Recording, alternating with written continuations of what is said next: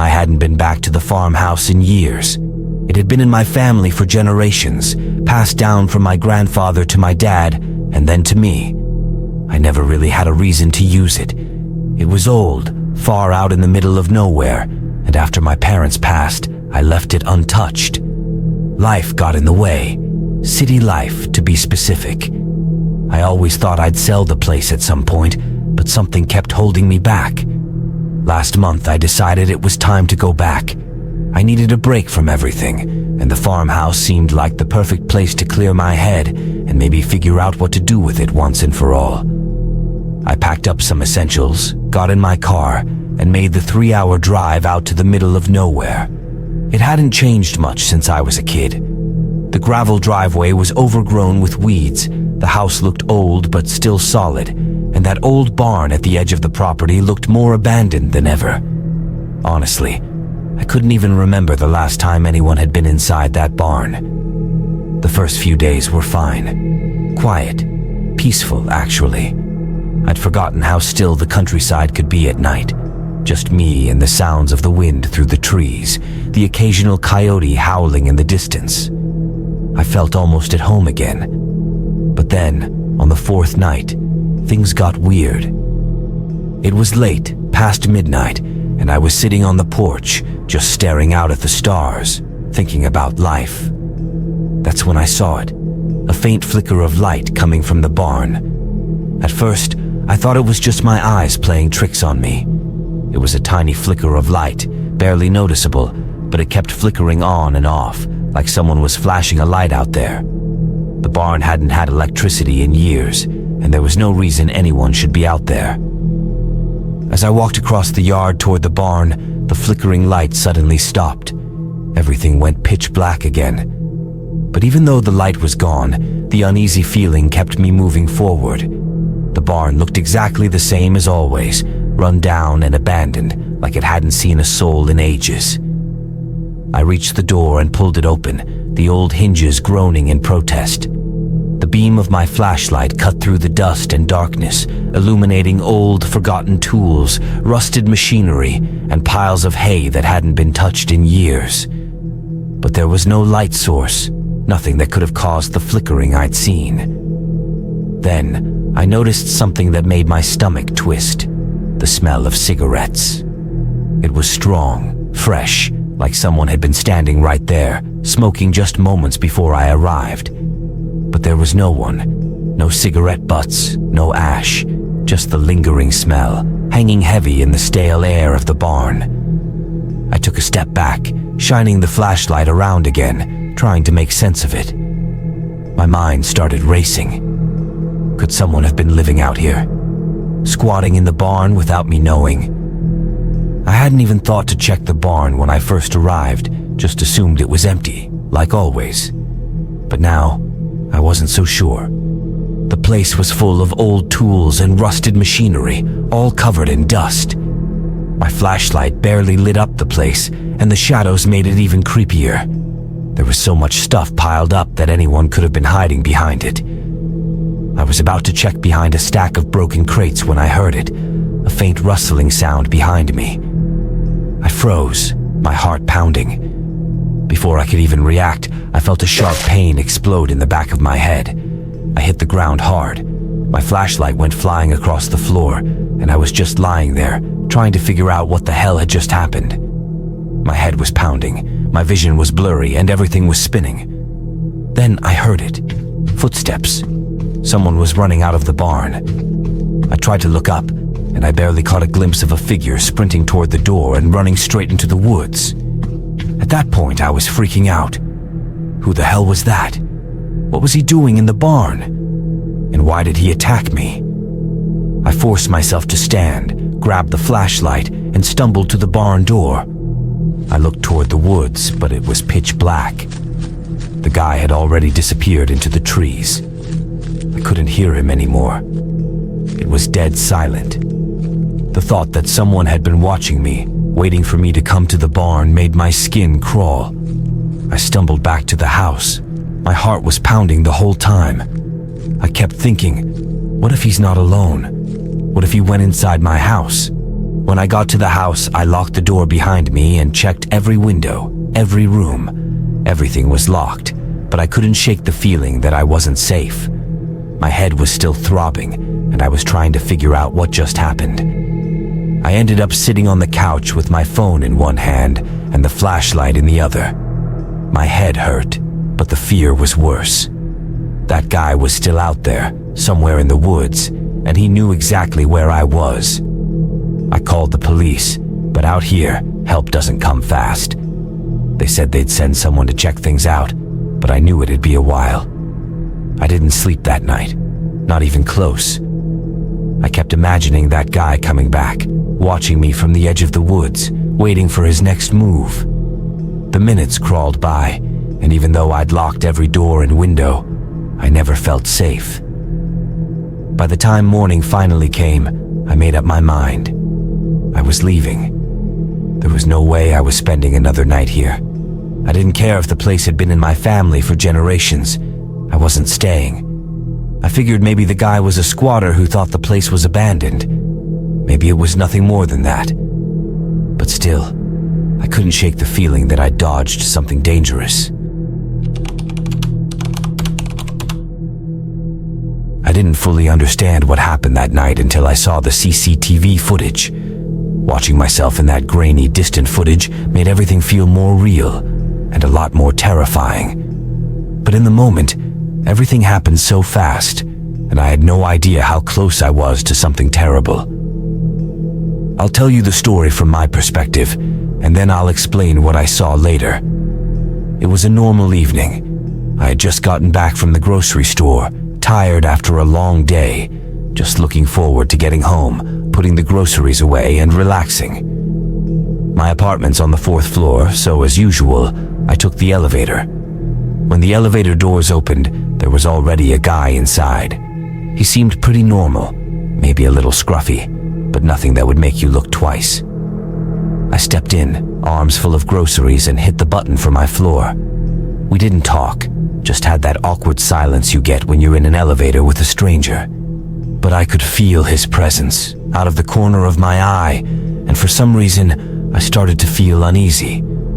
I couldn't explain why at the time, but something felt off. I figured he must be waiting for another floor or something, but as I walked down the hallway toward my apartment door, I could still feel his eyes on me. It was weird. I glanced over my shoulder, expecting to see the elevator doors closing, but no.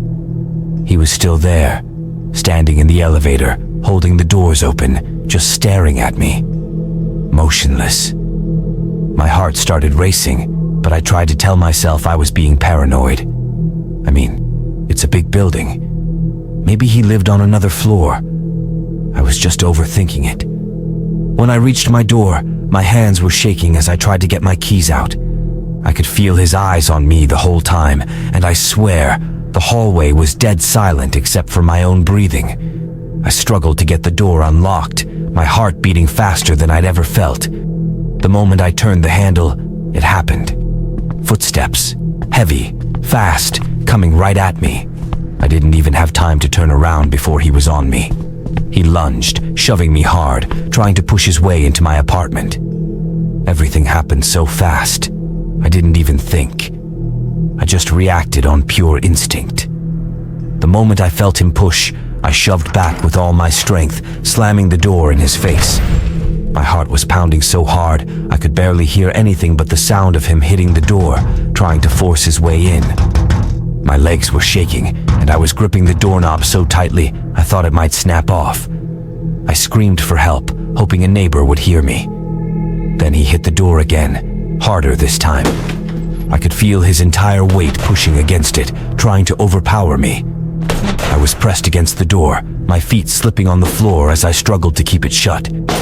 Somehow, I managed to reach over and turn the lock with my other hand, finally locking the door just as he shoved one last time. For a terrifying second, I thought it wouldn't hold. But the moment I locked it, I could feel the pressure ease up a little. He kept pushing for another few seconds, then nothing. For a moment, everything went silent. I didn't hear anything, and I didn't dare move. Then suddenly, I heard him, his footsteps pounding down the stairwell, echoing off the walls as he fled. I just stood there, frozen, my hands gripping the doorknob, too scared to move. I don't know how long I stood like that. It felt like forever. When I finally gathered myself enough to move, I checked the peephole. The hallway was empty. Just the quiet hum of the elevator in the distance and the sound of my own rapid breathing. The next morning, I was still freaked out from what had happened. The guy had tried to force his way into my apartment, and I barely managed to get the door shut in time. I knew I needed to report it to the police, but first, I wanted to see if the building's security cameras had caught anything. I went to the landlord and asked if I could check the CCTV footage from the night before. I wasn't sure what I was expecting. Maybe just some proof that I wasn't overreacting, that the whole thing wasn't in my head. But when I saw the footage, my stomach dropped. There I was, walking down the hallway, totally unaware. And there he was, standing in the elevator, holding the doors open, staring right at me the whole time. As soon as I turned my back and started walking to my apartment, he stepped out. The footage showed him following me down the hall, keeping just far enough behind so I wouldn't notice. Then, right as I reached my door and started fumbling with my keys, he broke into a run. You can literally see the moment he lunged at me, trying to push his way in. It wasn't just in my head. He had been watching, waiting for the right moment. If I hadn't closed the door in time, I don't even want to think about what could have happened. The police never found the guy. They checked the CCTV footage, talked to some neighbors, but it was like he disappeared into thin air. That freaked me out more than anything, that someone could try something like that and just disappear without a trace. I haven't used the elevator since. I just can't. The thought of being in that tiny space with a stranger makes my skin crawl. Even now, if I have to take an elevator somewhere, I make sure I'm alone. If someone else steps in, I'll either wait for the next one or take the stairs. It's just not worth the risk. I've become way more careful. I started paying attention to my surroundings, always checking behind me, always locking my door the moment I get home. It's strange how one moment can change the way you see everything, how it can make something as simple as an elevator ride feel dangerous.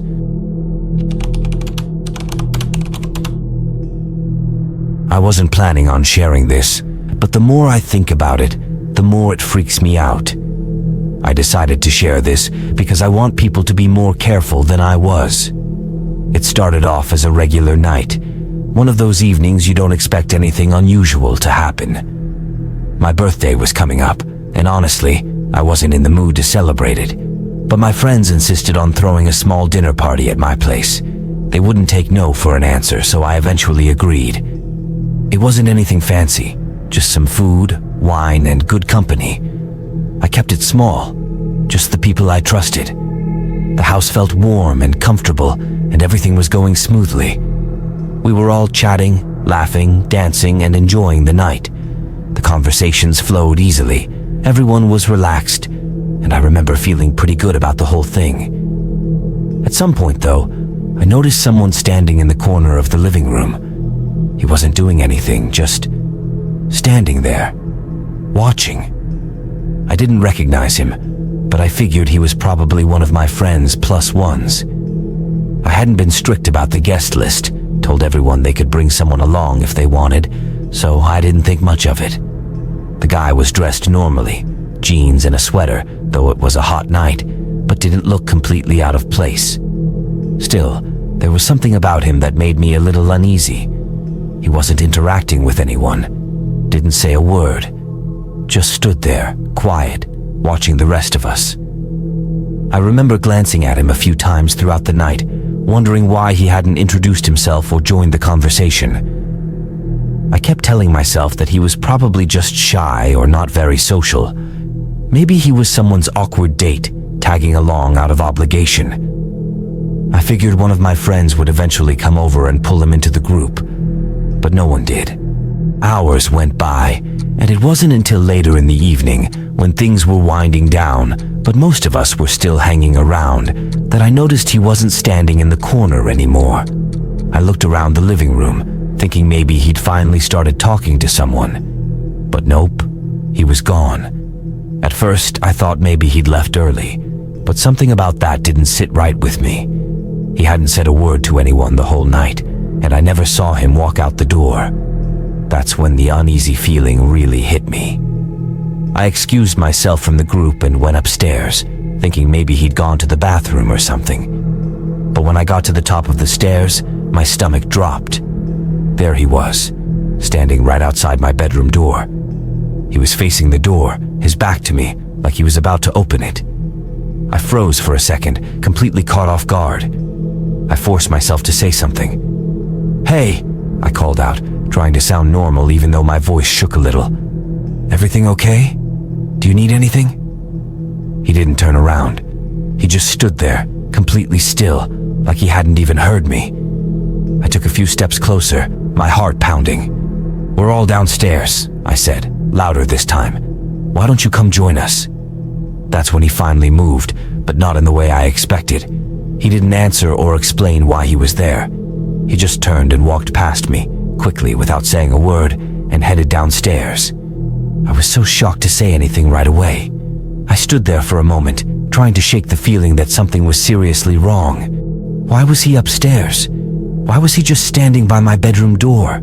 I followed him back downstairs, but by the time I got to the bottom of the stairs, I saw him slipping out the front door.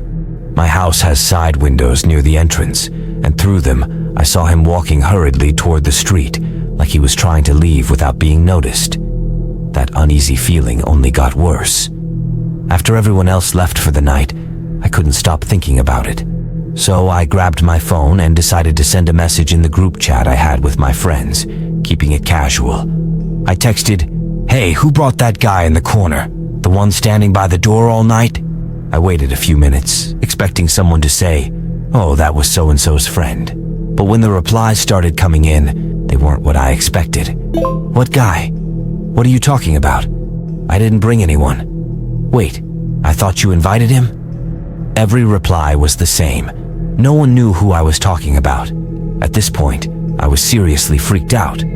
I pulled up the guest list on my phone, thinking maybe I'd forgotten someone. But nope, no one on that list could have been him. I even scrolled through social media, hoping he'd show up in the background of a photo someone might have taken at the party, but there was nothing. I sat there staring at my phone, trying to process it. My head was spinning. If none of my friends brought him, and I certainly didn't invite him, then who was he? And then it clicked. He was a total stranger, someone who had come into my house without anyone even noticing, just blending in with my guests like he belonged there.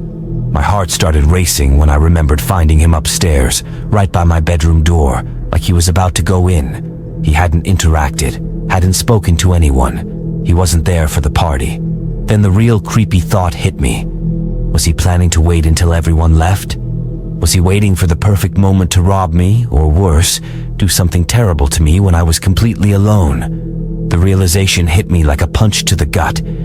If I hadn't found him upstairs, he could have easily hidden somewhere in the house, waiting for the perfect moment to strike. He could have been planning God knows what. That night, I barely got any sleep.